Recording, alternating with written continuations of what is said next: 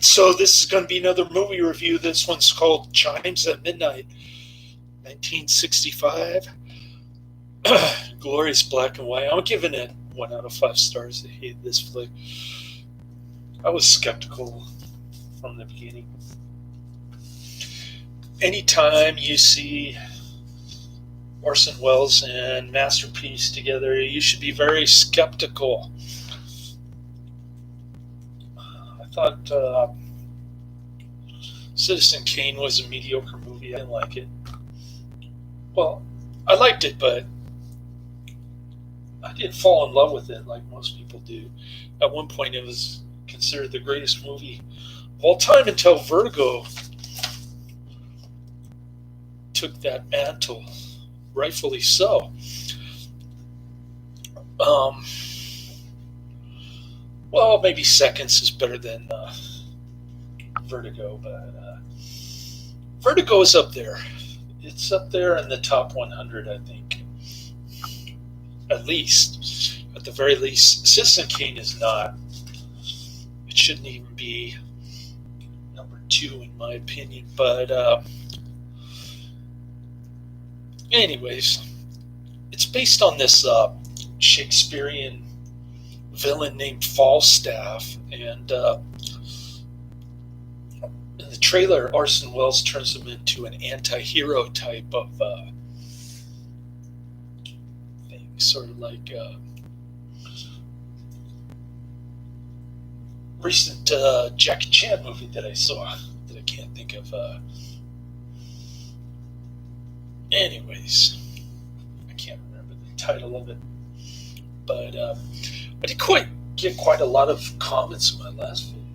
Just to let you know, Karate Man, I added all 4 Lethal Weapons onto my Netflix queue, and as I said, I had to remove 4 Martin Scorsese movies, and then there was the Dolph Lundgren movie, kind of sandwiched in between, which I did not remove.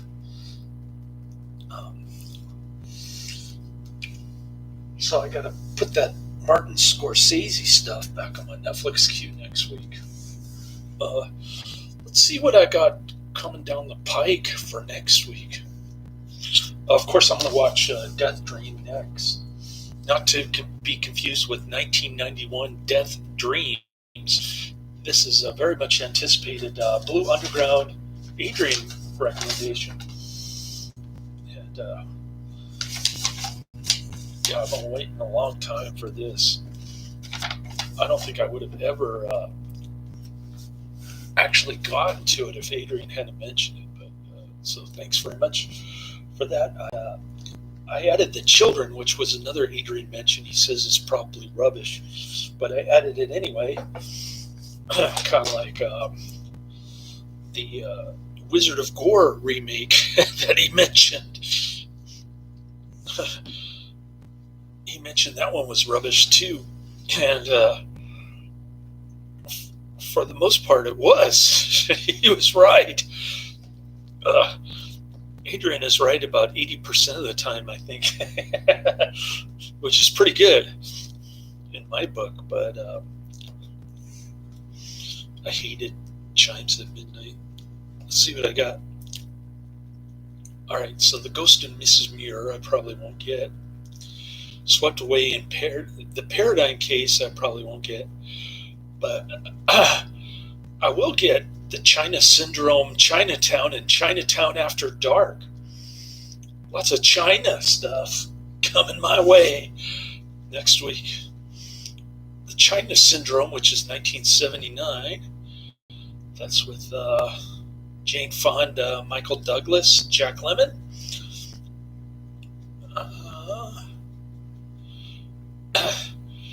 Some kind of anti-nuclear power movie. Not looking forward to that one. Rated PG, and it's 2 hours and 2 minutes. The Chinatown looks pretty good. It's Roman Polanski complex neo-noir classic with Jack Nicholson, Faye Dunaway, 1974. Then Chinatown After Dark. Looks like a 1931 Alpha video. Who's in Chinatown After Dark?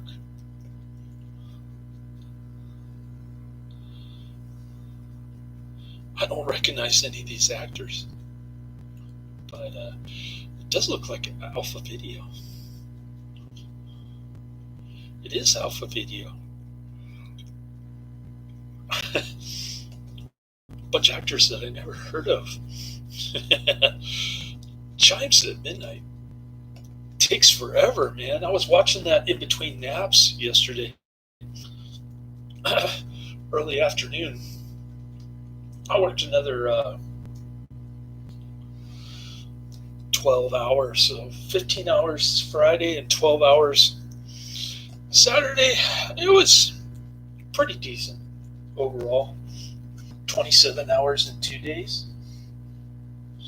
I got a decent nap last night. I think I slept for about 8 hours, I want to say.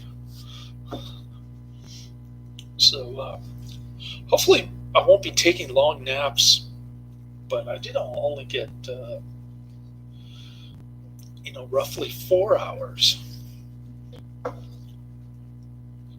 The previous time frame before I worked my 6-hour shift. All right, so Chimes at Midnight is 1 hour and 56 minutes. It's way too long. I couldn't understand all the intricacies of the Shakespearean plays that are sort of woven into the movie. I can't really say that because plays and movies are two different mediums. But if you look at the Wikipedia page, Chimes at Midnight, it will explain to you all of the plot, if you could call it that, if there is a plot. But Sir John Gielgud plays the king, and Gielgud said that this movie really is his pride and joy. He loves doing the Shakespearean king stuff, and takes place in the 15th century. February 14th, 1400.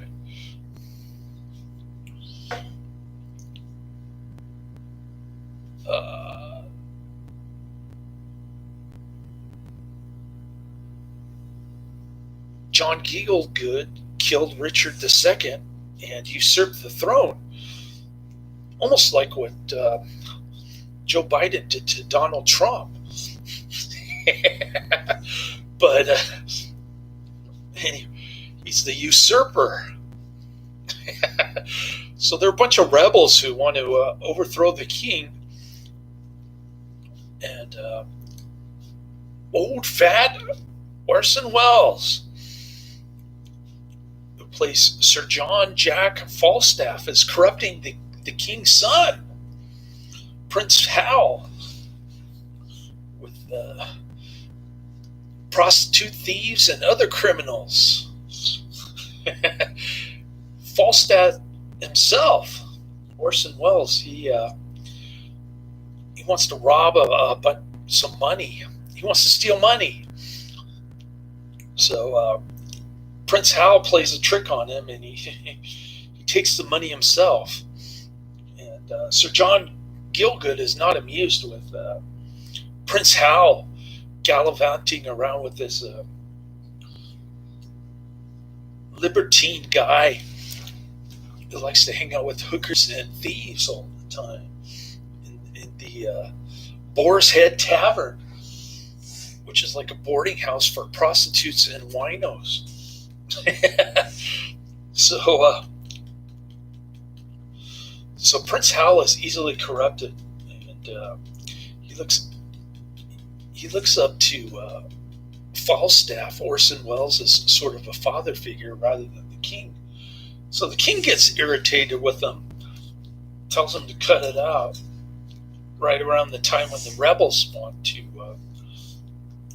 overthrow the usurper, King John Gielgud, who plays King Henry IV of England. All right. So Sir John Gielgud is trying to fight back against these counter-revolutionary forces who want to take back the throne that probably rightfully belongs to them anyway. And so Gielgud, King Henry IV, he puts out the olive branch. That doesn't work, so they go to war, and Falstaff manages to assist with his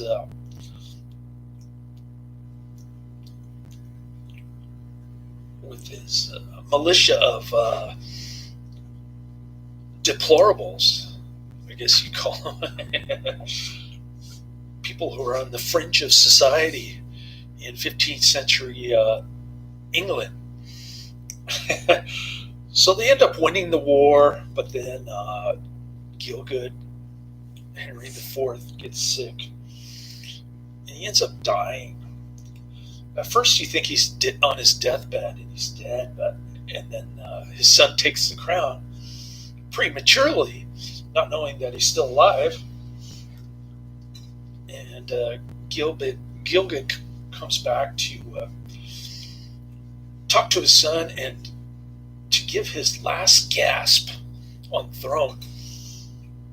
So the king dies, and Falstaff, Orson Welles, gets all excited, like he's going to make all the laws perverse.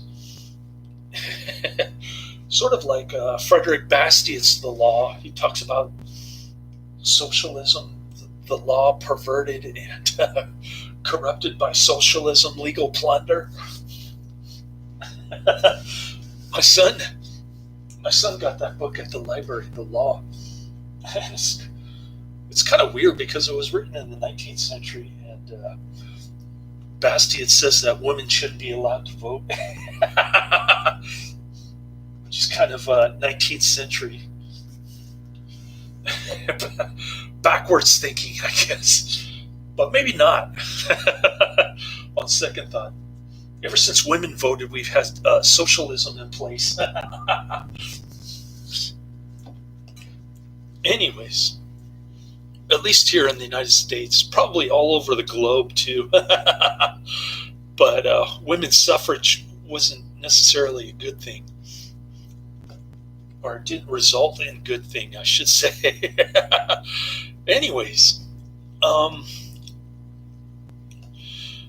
there's a pretty intense scene with where Falstaff Orson Welles comes back to force his way in to see the king, and the king renounces him, tells him to go like 10 miles away because he doesn't want to be like the libertine, belligerent problem child that he was before. So he casts him out, and then Falstaff dies, and that's pretty much the movie right there. If you want to see a better Shakespeare-themed movie, or a movie that's claims to be based on Shakespearean play, check out Hamlet with Laurence Olivier, Gene Simmons, and Peter Cushing. It's a much better Shakespearean movie than this, in my opinion. I couldn't even figure out the plot, like I said, half the time, because they're talking in Shakespearean language, which I don't understand really, even though I studied English literature in college. I still don't. I don't get what they're saying to each other half the time. It's like gibberish. They don't say to each other, "No, I'm saying Holmes." or what's up, Holmes? They don't talk like that. 21st century English here in the United States. So it was hard to follow what was happening. And that may have been a problem on my part. I just wasn't smart enough to follow the dialogue. But I think I could follow Hamlet reasonably well in comparison. And, my high school English teacher forced me to watch Hamlet. I guess he was a big Sir Laurence Olivier fan, which is all right. He's good in Wuthering Heights too. I'm not a big Sir John Gielgud fan, although he was in Caligula. He didn't know what was going on behind the scenes with the producers. And Helen Mirren is also in Caligula, right? Am I right? I think I got that right. So I'm going to watch the highly anticipated Death Dream on Blue Underground, like I said. And like I said, 80% of the time, Adrian gets his mentions right. I hate to downplay some of his mentions, though, because I don't want to leave my channel. I've got NASA Genre Cole, Adrian, and Karate Man. So hopefully I won't be disappointed with Death Dream. My expectations are way up here. And so hopefully it doesn't disappoint. But I should be able to finish The Vampire Lovers today, which is Ingrid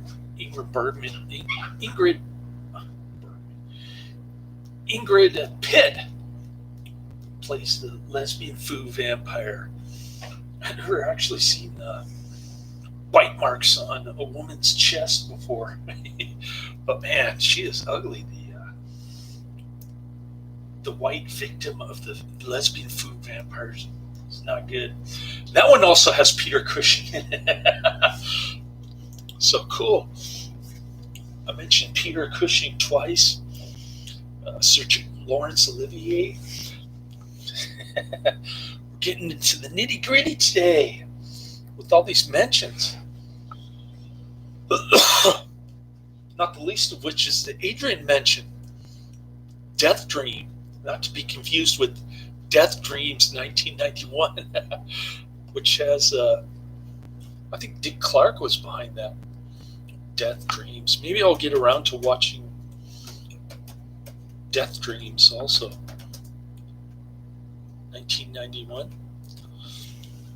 I was reading about Death Dreams TV movie. It's got Christopher Reeve in it.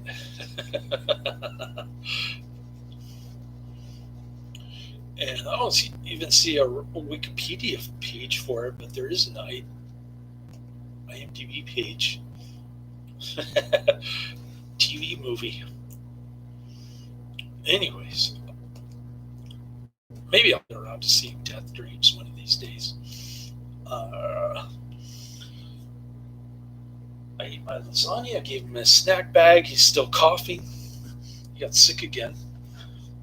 But he went to school even though he was coughing. The kids are like harassing him, telling him to go home when he's coughing, trying to play his trumpet. But he's going to get spaghetti, also known as biscotti, and some potatoes, turkey, butter, gravy mixture. He likes that. That's going to be his lunch and dinner, respectively. Then I'm going to eat some more lasagna, maybe finish up his spaghetti. Got lots of food in the freezer, including but not limited to some Snickers ice cream bars. But anyways, cool. I think the stock market is going down again tomorrow, so my investments are going to tank probably. That's nothing new. I'm down to about 3% gain for the last year and a half, which is pretty bad. But I'm getting dividends, like I said, so that's the only good thing about it. But I got my Jiffy Lube coupons. Now I can get transmission fluid changed, tires rotated, and oil changed in a couple thousand miles from now. I've been waiting for this thing. It's all scuffed up. The coupons got scuffed up, but cool. What else? Well, I got my ivermectin finally in the mail. So I've been taking 40 milligrams a week. Still no Joe Biden mandate, so I don't have to worry about that for a while.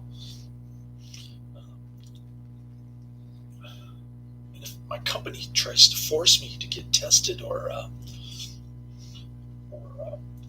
if both companies try to force me to get tested, or the COVID jab, sort of medical apartheid kind of thing, moronic Nazi stuff, and then I'll probably go with testing for 3 or 6 months until I can find suitable replacement jobs. It's going to be hard to find. Well, I haven't been in the job market for a while, so it might be easier to find job that pays more than $25 an hour nowadays, especially here when minimum wage is so high. It's like $15 an hour minimum wage. So